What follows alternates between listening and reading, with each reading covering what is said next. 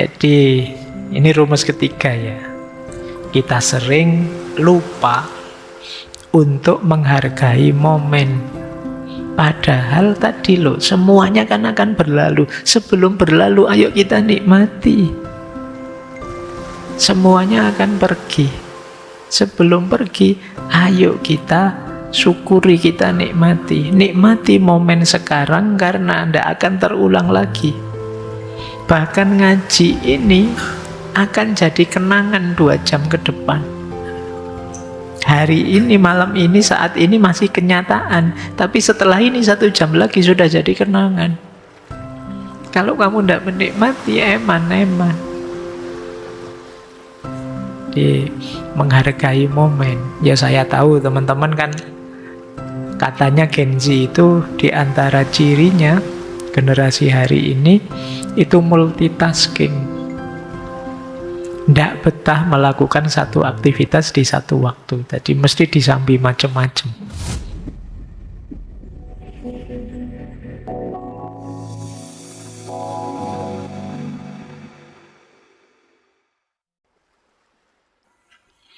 Padahal tadi sudah sadar hidup ini sementara. Loh, kalau hidup ini sementara, ya ayo kita manfaatkan setiap detiknya. Jangan dibiarkan berlalu begitu saja. Coba nanti mau tidur ditanya dirinya, hari ini sudah melakukan apa yang penting, sudah dapat apa? Yang patut kita syukuri hari ini apa? Sebut 5 hal misalnya. Yo, cari yang detail ya, jangan yang umum. Nah, kalau saya masih bernafas Pak, saya masih, ya lah otomatis begitu. Iya, itu. Kalau itu tidak usah disebut, tapi coba cari yang lebih spesifik. Pak, hari ini saya nolong orang nyebrang, Pak. Hari ini saya apalah gitu, bantu ini, bantu itu. Hari ini saya menyelesaikan tulisan saya, Pak. Hari ini coba sebut itu.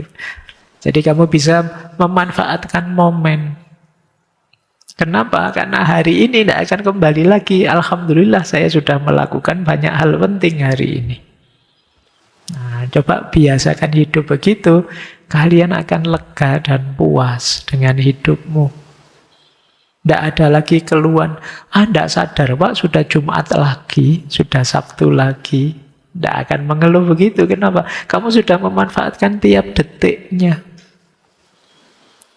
Ya, boleh dirancang mulai besok. Jadi hari ini saya ingin melakukan 3 hal yang berarti biar hari ini berlalu penuh makna. Apakah itu mungkin baca buku, menamatkan tulisanmu, apakah itu bantu orang tua. Besok acaranya adalah bersih-bersih kamar kos. Sampai halaman-halamannya. Kalau masih ada waktu, bantu teman-teman bersihin kamarnya misalnya. Loh, tidak masalah. Kamu alhamdulillah malam ini kamar kos bersih semua, sehat semua, seru. Besok tidak ada acara sih. Mulai penghijauan. Saya tak nanam-nanam di sekitar sini biar seru. Jadi ya tidak harus isinya hidup itu push rank terus kamu nyari. Iya, yo kalah terus itu loh. Nyari yang lebih membuatmu bernilai, kamu jadi lebih lega, lebih puas. Atau menamatkan buku apa? Masa Pak, ya buku 100 halaman itu saya sudah setengah bulan ini tidak selesai-selesai Pak bacanya. Dapat 2 halaman ketiduran, dapat 3 halaman ketiduran. Ya ditantang dirinya dong. Bisa ndak 1 hari besok tamat 100 halaman. Ketika sudah, kamu bangga dengan dirimu. Bisa ternyata saya. Jadi dasar yang ketiga, hargai momen.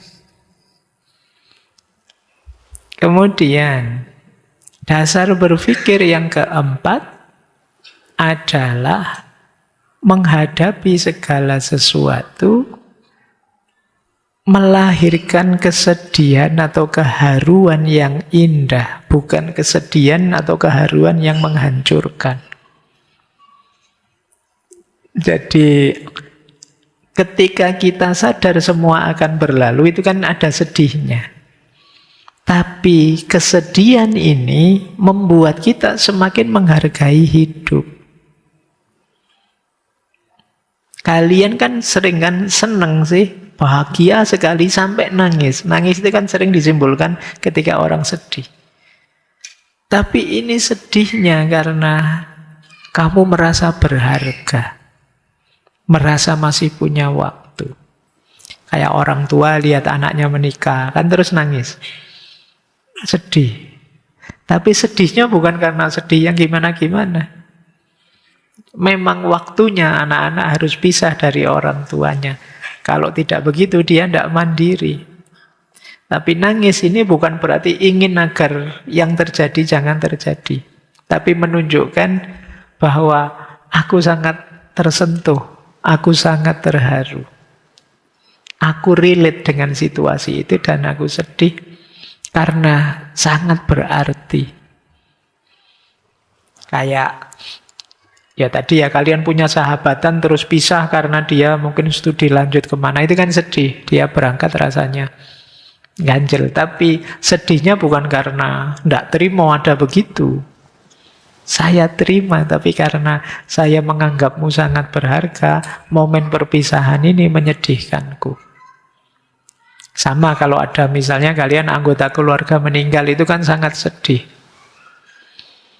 Sedihmu kenapa? Ya itu tadi, karena kamu sangat menghargai momen-momen bersama dia.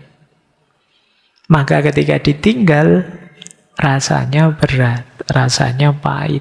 Dan kamu sedih, tapi sedih yang menghidupkan, bukan sedih yang menghancurkan. Jadi, bayangkan ya, kalau kamu punya teman, punya sahabat, terus pamit, aku pergi ya, alhamdulillah kamu pergi. Kamu berarti tidak sahabat beneran, tidak terlalu terikat dengan kita, tidak terlalu nyambung. Justru ketika kita dekat, ketika kita nyambung, terus kita merasa sedih menghadapi perpisahan itu. Nah, berarti apa? Ketika kita bareng-bareng dengan dia, kesadaran bahwa sekarang kita bareng-bareng, besok mesti ada momen kita berpisah. Maka nikmati momen yang masih kita miliki saat ini. Jangan disia-siakan. Itu yang dimaksud. Jadi ketika berpisah memang ada sedihnya, ada harunya. Ya memang kebersamaan itu mengandung unsur perpisahan. Itu yang membuatmu sedih. Tapi sedih yang membuatmu semakin ingin menikmati, semakin menghargai hidup ini. Wah, ini nanti mungkin kalau sudah lulus kita tidak bareng-bareng lagi. Yuk, mumpung kita bareng-bareng, kita manfaatkan kebersamaan ini secara positif. Biar nanti tidak nyesel.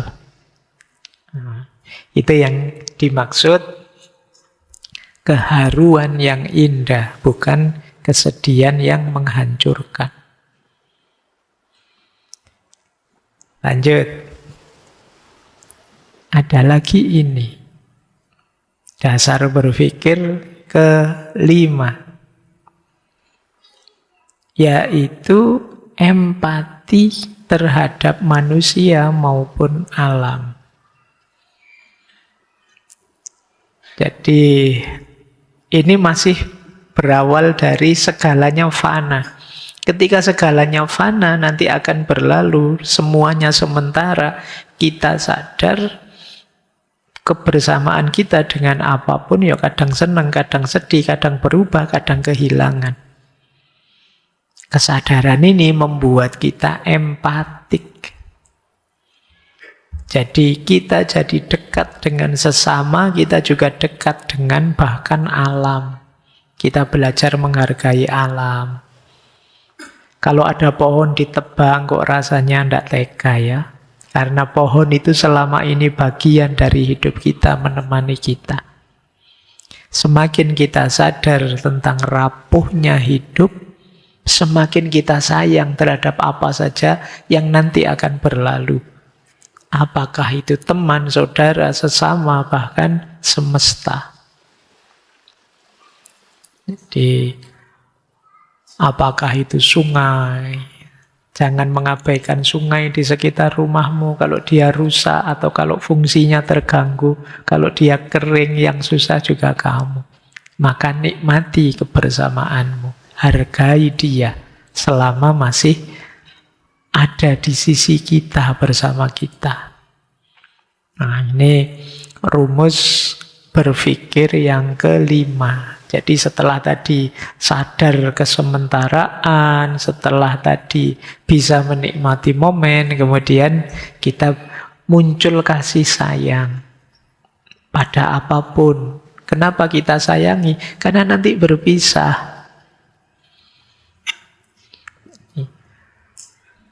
Yo, kalau kita pisah, jangan sampai kemudian nanti banyak menyesalnya. Coba dulu saya begini, coba dulu saya begitu.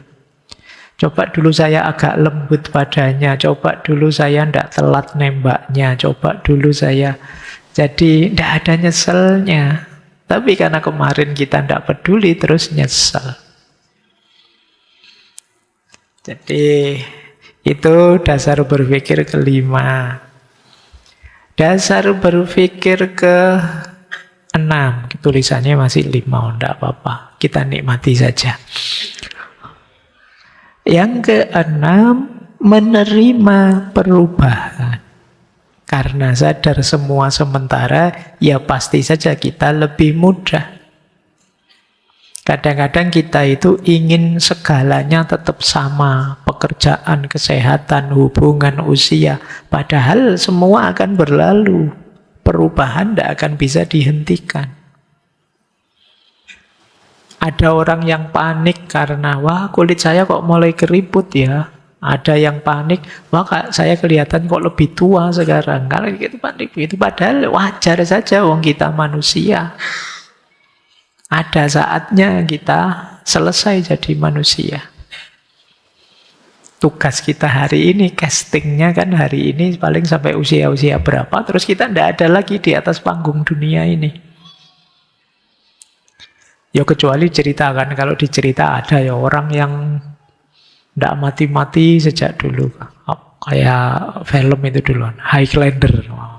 Itu Highlander tidak mati-mati, mati hidup lagi.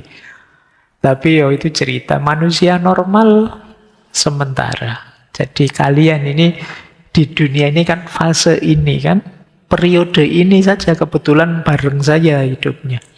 Itu yang agak saya sesali. Coba saya dulu bareng orang-orang hebat itu mungkin keren ya. Ya kita hidup zaman hari ini, zaman presiden yang ini, zaman Indonesia yang sekarang itu wah. Tapi ya gimana lagi wong sama Allah di casting untuk peran hari ini, ya kita nikmati yang ada hari ini dan kita sadari pasti nanti berubah. Pasti nanti silih berganti. Tidak usah kaget. Diterima saja perubahan itu. Kalau kulitmu mulai keriput, kalau rambutmu mulai putih, ya biasa. Ya, jadi tidak ada orang itu yang muda terus. Semua orang pasti tua. Ya mungkin ada orang yang kulitnya halus terus, tidak keriput-keriput. Ya, tidak keriput pun tetap tua kan. Apa ada umur yang terus 20 terus, ada umur 50, apa umur. Kan tetap nanti kemarin 50, sekarang 51. Jadi ya umur ya nambah. Kemarin ada yang tanya, Pak Faiz usianya berapa? Gitu, saya usianya 23, bilang gitu. Karena saya tidak pernah merayakan ulang tahunnya saya rayakan 2 tahun sekali. Jadi usianya 2 kali lipatnya. Jadi tidak ada orang bisa lebih muda, 50 ya 50 saja. Ya mungkin lebih seger ada karena ngatur kesehatan ada, tapi ya tetap usia bertambah, jatah umur juga sudah pasti. Maka terimalah perubahan. Ya, jadi kalau kalian punya pasangan besok kadang-kadang kalau gegeran kan begitu. Kamu sekarang berubah, tidak seperti yang dulu. Ya manusia yang mana yang tidak berubah? Tugasmu adalah semoga perubahan itu membawa dampak kebaikan. Tambah tua, tambah bijaksana sekarang. Tambah tua, wawasannya tambah luas. Tambah tua, tambah sabar. Nah, itu perubahan yang ke arah lebih positif. Oke, jadi ini dasar berpikir ke-6. Jadi 6 dasar berpikir menyikapi hidup ini. Kita lanjutkan. Sekarang kita lihat. Kalau di Jepang sendiri manifestasinya apa? Manifestasi itu berarti sejauh mana sih filosofi ini dijalankan. Yang pertama kalau dalam sastra, tentu saja yang paling terkenal tadi yang saya sebut ya, Genji Monogatari. Kisah Genji. Jadi ini tokoh utamanya namanya Pangeran Genji. Hikaru Genji. Hikaru Genji itu kalau diterjemahkan mungkin Genji yang cemerlang. Dia ini bangsawan yang tampan, cerdas, dicintai banyak orang. Perempuan-perempuan tidak ada yang tidak suka sama dia. Pacarnya banyak. Sampai termasuk nanti ibu tirinya. Karena ibu tirinya ini kalau diceritanya mirip sekali dengan ibu kandungnya. Terus dia jatuh cinta sama ibu tirinya. Kemudian punya anak. Nanti juga sampai ceritanya punya cucu. Jadi Genji Monogatari ini ada sekitar 54 bab. Ya.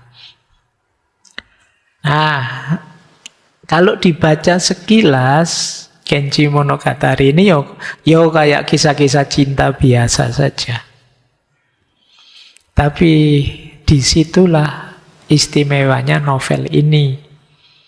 Jadi nanti diulas lebih dalam oleh tadi Motori Norinaga. Kata Motori, kata Norinaga ini yo tidak sekedar kisah cinta biasa. Kalau hanya kisah cinta biasa, memang tuduhannya orang novel kayak tidak bermoral gitu. Novel kok isinya cinta-cintaan saja, tidak ada pesan moralnya.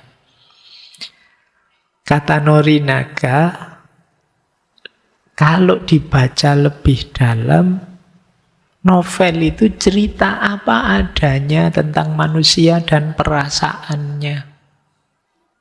Jadi bukan novel idealis atau bukan novel superhero yang tidak masuk akal.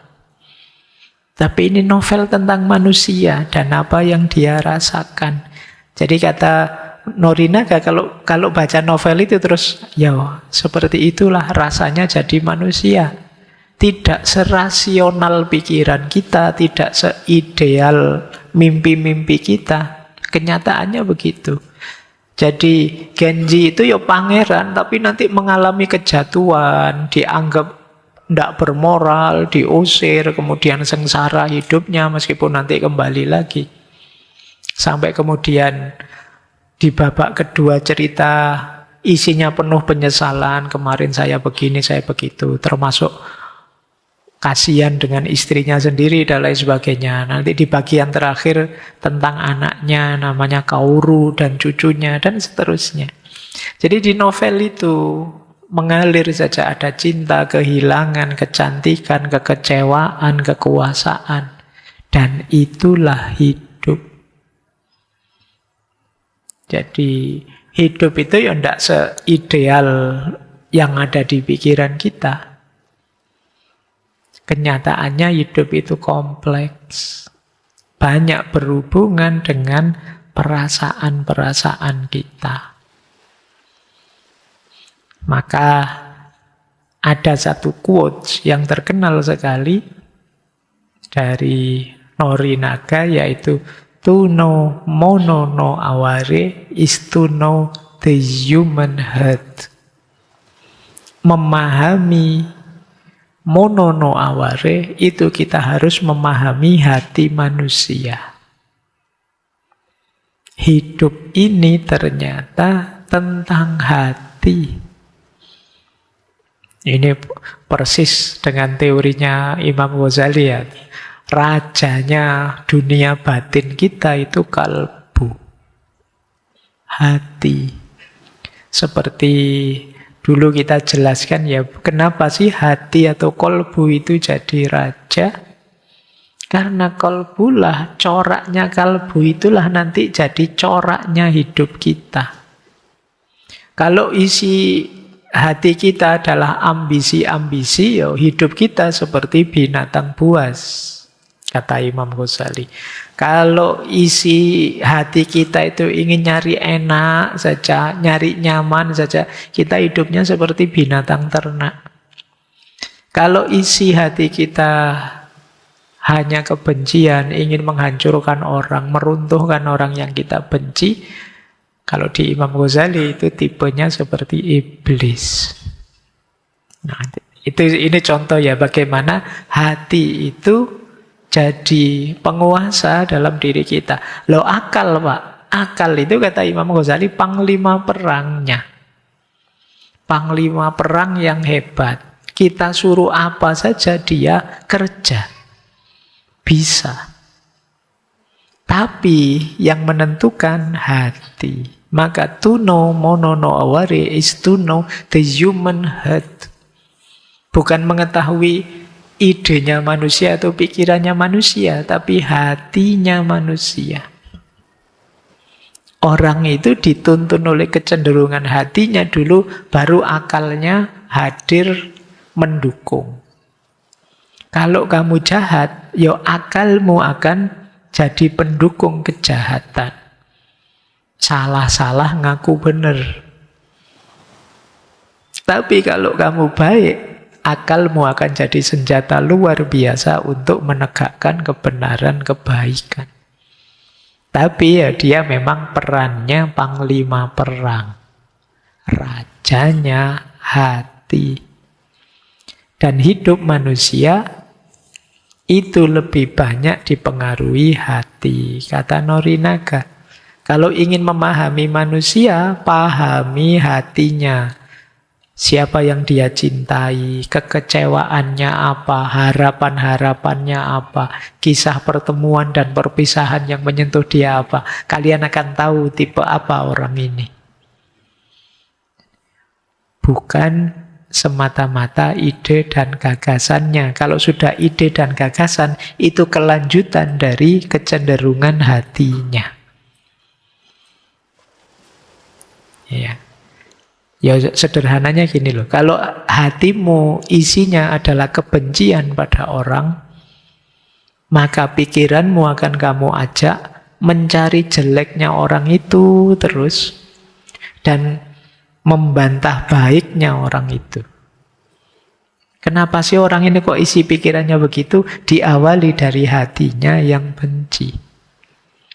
Atau sebaliknya, kamu mengidolakan seseorang sehingga diam-diam kamu ikhlas jadi buzzernya, meskipun mungkin tidak dibayar. Lo itu isi pikiranmu mencari baiknya dia terus dan akan membantah jeleknya dia.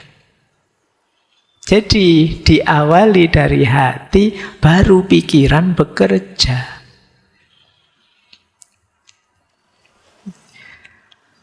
Baik, itu yang ditegaskan oleh Norinaga. Ya, kita sendiri juga sering begitu kan.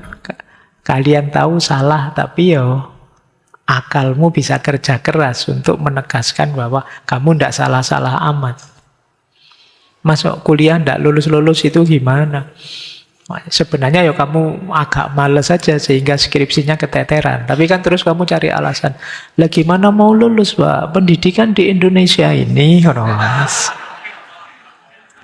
Iya, so pikirannya kemana-mana dan dapat banyak mesti kalau sekedar alasan itu ada saja sudah. Jadi Ya Pak Dune males kan gitu aja. Kalau cuma kamu ngomongnya gak enak kan, males aja Pak, saya kan gak enak kok. Nyari alasan macam-macam sudah. Oke, jadi mono no aware itu tentang itu sebenarnya tentang hidup ini naturalnya, alaminya, yang itu sementara. Nah nanti istilah definitif mono no aware itulah yang dirumuskan oleh Motori Norinaga. Jadi ini beliau disebut orang pertama yang mempopulerkan filosofi ini dari zaman Edo. Edo itu kalau sekarang ya Tokyo. Itu era Tokugawa Ieyasu. Ini zaman Edo. Lanjut, ini manifestasinya di sastra. Kalau manifestasi dalam seni ya ada beberapa yang terkenal kalau di Jepang ya. Ini contoh manifestasi maksud saya. Ya mungkin kalian punya manifestasimu sendiri, menerjemahkan mono no aware versimu. Kalau di Jepang ada hanami. Hanami itu melihat sakura. Ketika pohon sakura berbunga itu biasanya orang Jepang berbondong-bondong untuk piknik di bawahnya. Bukan sekedar untuk selfie atau bunganya cantik, tapi karena mereka tahu dalam beberapa hari bunga-bunga itu akan gugur. Jadi karena itu apa? Ya mereka ingin menikmati sepuasnya. Karena besok sudah tidak ada lagi. Besok akan ganti. Nah ini upacara hanami. Nanti ada lagi lukisan banyak yang khas mesti menggambarkan musim. Jadi lukisan Jepang itu selalu kelihatan ini musim hujan, apa ada kabutnya, apa musim semi, ada daunan gugur, atau ada salju yang mencair dan lain sebagainya. Jadi tidak hanya melukis objek tapi juga menggambarkan waktu. Untuk menunjukkan bahwa hidup ini fana, hidup ini sementara. Termasuk kemarin upacara minum teh Shanoyu. Di Shanoyu di upacara minum teh itu ya, kayak kemarin loh, sekhusyuk itu, seserius itu. Kenapa? Ya karena mereka tahu setiap pertemuan itu unik, setiap kebersamaan itu khas. Mungkin besok ketemu lagi orang yang sama, tapi situasinya sudah tidak sama. Maka setiap tegukan teh, tegukan minuman itu harus kita hargai. Oke, silahkan dihargai setiap tegukan minumnya yang masih ada.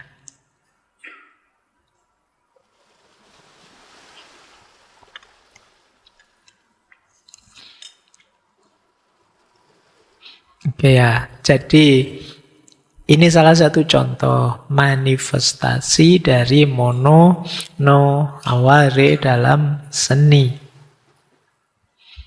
Ada lagi misalnya dalam budaya sehari-hari. Ini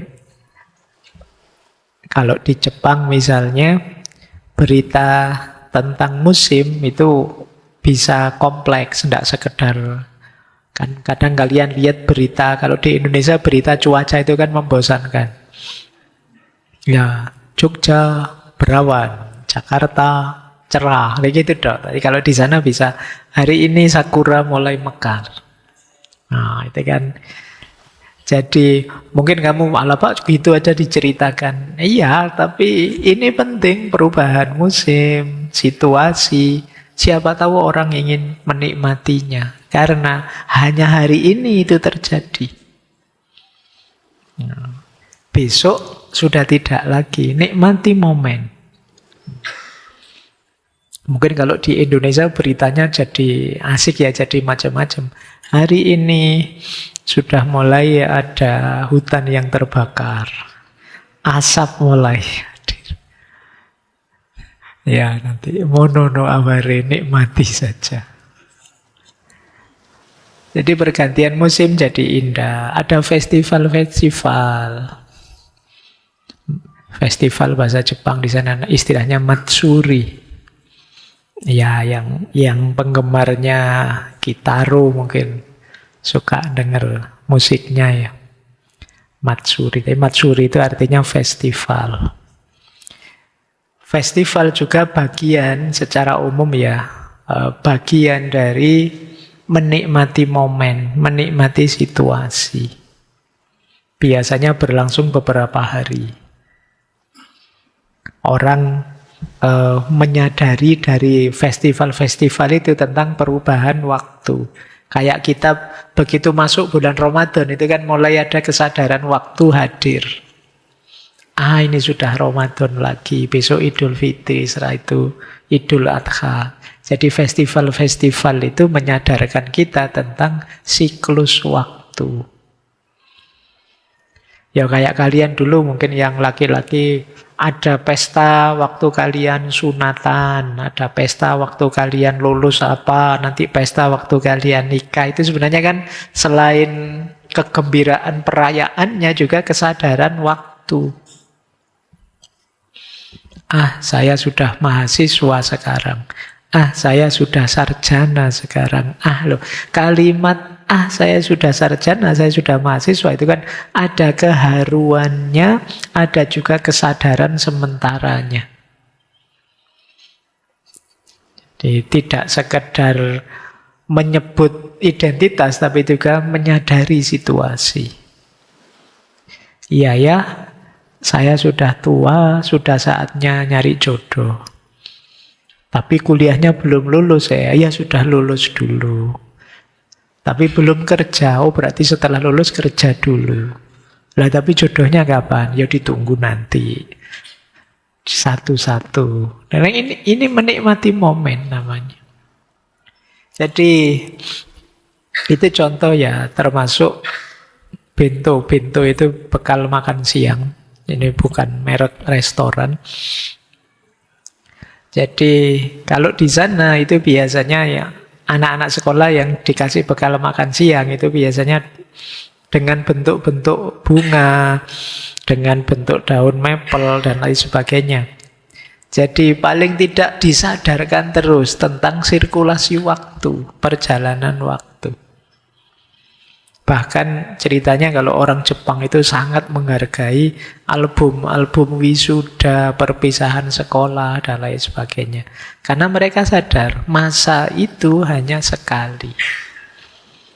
Kalau di kita mungkin tidak terlalu sakral ya. Mungkin banyak teman-teman yang foto-foto dulu waktu SMA hilang kabeh. Mungkin buku-bukunya sudah kamu pertimbangkan. Ya maksudnya ditimbang kiloan gitu terus dijual. Padahal itu mungkin penting. Untuk apa? Menyadari momen. Ada nostalgia di situ, ada kisah, ada pelajaran di situ. Kalian kalau punya buku harian, mungkin banyak yang punya buku harian. Itu menarik untuk memahami tipe dirimu. Dulu saya orang seperti ini, besok saya seperti apa, berarti saya harus belajar ini, memperbaiki ini, dan lain sebagainya. Zaman saya dulu sekolah itu, sebagian besar anak itu punya semacam buku harian, dulu diari. Belakangan bahkan ada yang ada gemboknya itu. Sekarang kalian ketawa kan lihat itu. Ada gemboknya, gambar love, gambar apa gitu, nulis macam-macam. Sekarang sudah tidak membudaya lagi begitu. Padahal dulu asik, ada apa-apa ditulis. Tadi siang Pak Guru marah-marah, wong bukan aku loh yang salah. Padahal teman keren ya. Biasanya kalau buku diarinya baru itu tulisannya banyak. Tiap hari nulis, tapi nanti lama-lama terus seminggu sekali lama-lama tidak pernah nulis lagi. Tapi tidak apa-apa, di situ tercermin dirimu. Biasanya kalau sudah sedang patah hati nulis lagi. Sedang jatuh cinta nulis lagi. Tapi dari situ kelihatan momen-momen pergantian waktu dalam hidupmu. Kamu bisa membaca. Dulu yang kamu nulisnya sambil nangis-nangis, sekarang kamu membacanya sambil malu. senyum-senyum sendiri, bisa begitu. Ya, ini contoh ya manifestasi dalam budaya sehari-hari. Ada lagi manifestasi, cuma teman-teman jangan salah paham. Namanya miyabi. Miyabi itu kalau dalam bahasa Jepang artinya keanggunan, keindahan, bukan yang saru-saru. Ya, kalau orang Indonesia dengar kata ini konotasinya saru, padahal kalau di sana enggak. Jadi ini satu konsep lahir dari gaya hidup bangsawan istana Jepang zaman dulu. Jadi gaya yang elegan, tata krama, sopan santun, ndak kasar, ada kode etik ini, kode etik itu. Itu namanya miyabi, termasuk jenis puisinya, cara berpakaiannya, khas musiknya. Itu namanya miyabi. Nah, hubungannya apa miyabi dengan mono no aware? Kalau miyabi itu fisiknya, keindahan dari luarnya. Mono no aware itu batinnya. Jadi, kenapa? Maksudnya gini loh, ketika kalian matamu melihat yang indah, nikmati itu, rasakan itu saat ini, karena sebentar lagi keindahan itu akan lewat, tidak bertahan semalamanya. Di mata kita melihat keindahan, hati kita menyadari kefanaan. Kamu melihat misalnya sesuatu yang sangat indah, gunung yang indah, laut yang indah, atau apapun yang menyentuh hatimu, sambil batinmu sadar semua akan berlalu. Nah, kombinasi dua ini membuat kita menikmati momen, karena jangan sampai itu berlalu, tapi tidak berlebihan. Dalam situasi terkendali. Saya menghargai momen ini, tapi saya sadar jangan terlalu terikat karena semua akan berlalu. Kalau terlalu terikat, nanti ketika ini berlalu, sakitnya sangat dalam. Wong sejak awal tahu segalanya akan berpisah, segalanya sementara. Tapi kita kadang-kadang kaget ketika momen perpisahan kesementaraan itu datang. Maka mono no aware ini penting kita ulang-ulang terus kesadaran itu. Indahnya kita nikmati, fananya kita sadari. Ini cara kita menghadapi hidup. Jadi ini contoh-contoh dalam budaya sehari-hari ya. Bagaimana mengimplementasikan mono no aware. Kita lanjutkan. Nah, sekarang kita perdalam lagi makna-maknanya ya. Dari mono no aware ini. Makna pertama. Tadi waktu kita merasakan fananya sesuatu, sementaranya sesuatu, itu kan kita terharu. Kita tersentuh, sedih. Tadi saya kasih rumus, bukan sedih yang menghancurkan. Tapi sedih yang menguatkan kemanusiaan. Jadi tidak semua kesedihan itu buruk. Kalau di mono no aware tadi, patos atau kesedihannya, kesedihan yang positif. Saya jelaskan di situ, kalau di psikologi modern, itu kan ada emosi negatif yang adaptif, ada emosi negatif yang destruktif.